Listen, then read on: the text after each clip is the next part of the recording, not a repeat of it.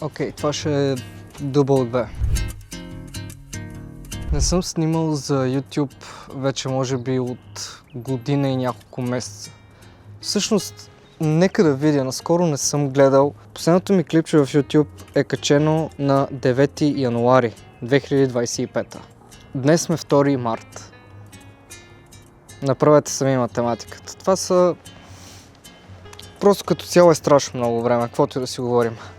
Нека така да започнем, че ви дължа едно извинение за тези, които са чакали някакво клипче за YouTube. И съжалявам, че нямаше такова толкова много време, особено когато последното клипче се казва какво искам от моята 2025 и аз да не кача нито едно клипче през вече изминалата такава година. И извинението, както винаги ще ми бъде, че не съм имал време.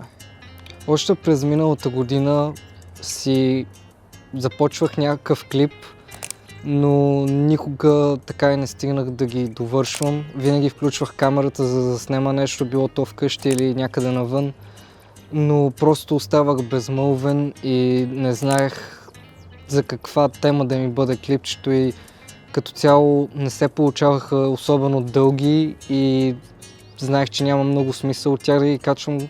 И именно тук дойде нещо, с което не се радвам особено. И това е, че взех камерата за мен да правя клипове свързани с живота ми и с всякакви такива неща. Но камерата ми се превърна в това да снимам изцяло от другите, било то някакви спортни снимки или за някакви събития за някого.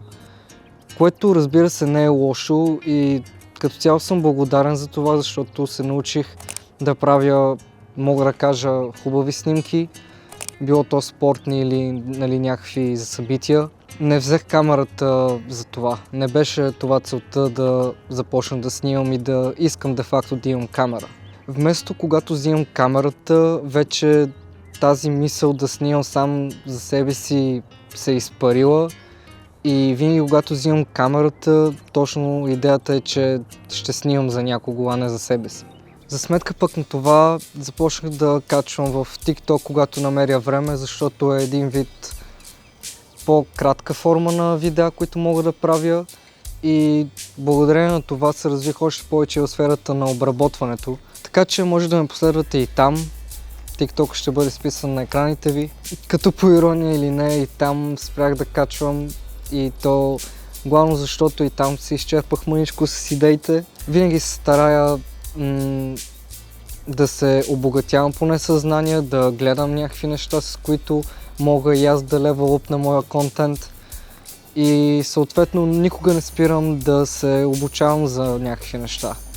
Като това е може би едно от нещата, които успях да изпълня през 2025, а именно да не спирам да се изучавам, да не спирам да искам още и още да зная. Като тук не говоря само за видеосъздаването, ами и за училище, за какви ли не други неща. Като не спирах да се образовам относно спорт също така, продължавам и с тренировките в фитнеса, също така започнах да си бягам навън, защото преди бях само на пътеките в фитнеса и сега исках и да пробвам, защото винаги е по-добре като цяло да бягаш навън, защото усещаш обстановката около себе си, може да развиваш каквото темпо си поискаш, дали бързо, бавно. Това да започна да бягаме може би от нещата, които най-много се радвам, че направих за миналата година. Защото засили хъса ми, засили вярата ми в това, че мога да постигам и добри резултати в още една сфера. Нямам търпение да се записвам за други маратони, освен... Ето още нещо, за което се сетих и то е, че през 2025 участвах в Софийския маратон.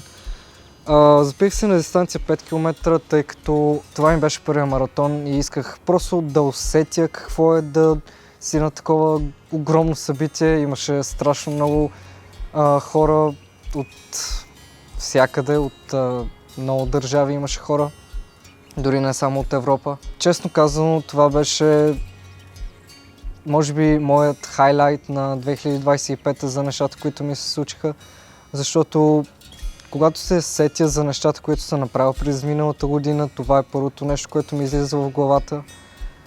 Завърших в топ 60, като времето ми беше 22 минути и 40, мисля, че нещо такова.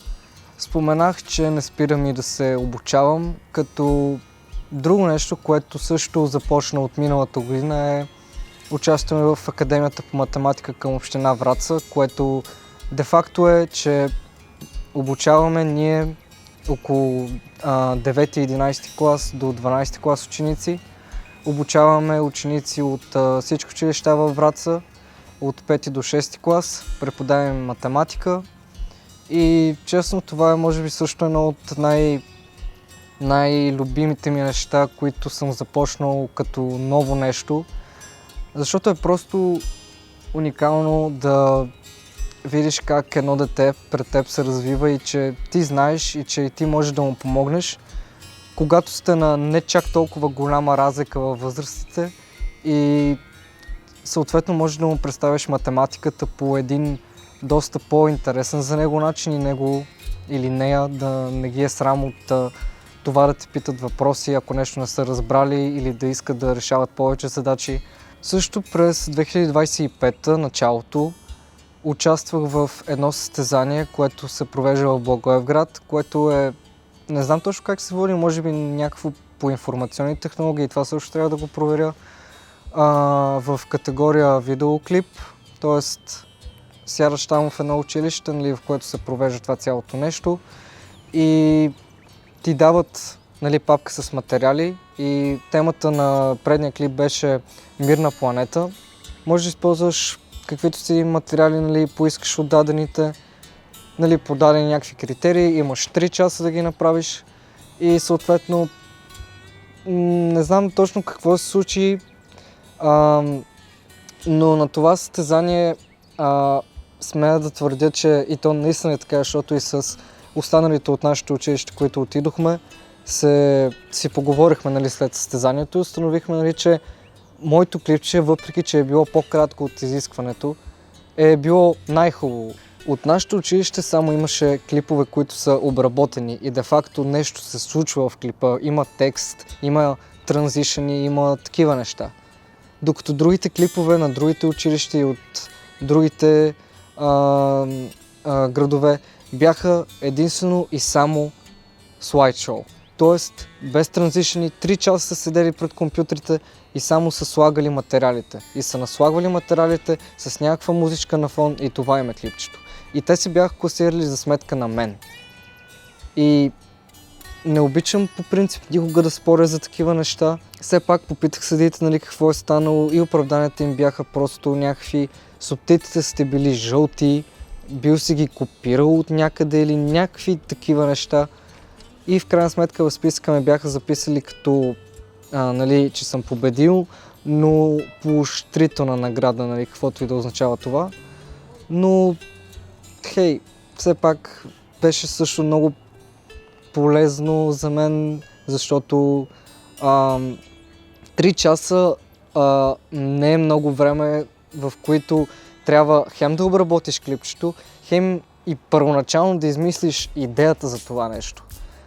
3 часа е наистина малко и те изискват от теб, мисля, че минимум клипчето е дълго 4-5 минути.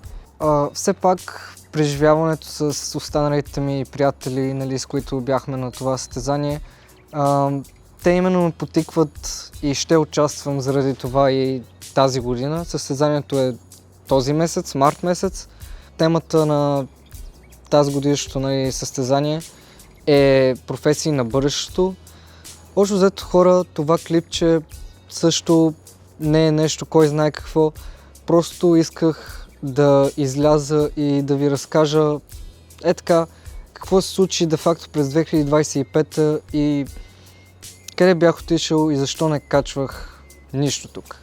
Може би най-трудното нещо, което винаги става, когато изляза да снимам каквото и да било, е просто защото снимам сам и е трудно понякога да знаеш дали се виждаш, защото Sony A7 III, камерата, с която снимам, няма флип екранче или нещо такова, с което да знам дали съм в кадър или не. Трудно някой път намирам място, защото това е може би втори дубъл на този клип, който снимам, защото предния път бях седнал на една пей, която е малко по-нагоре от мястото, на което снимам сега. И дойдох някакви момчета и просто ме питаха дали могат да седнат с мен и аз им казвам, че снимам клип и след малко могат да седнат.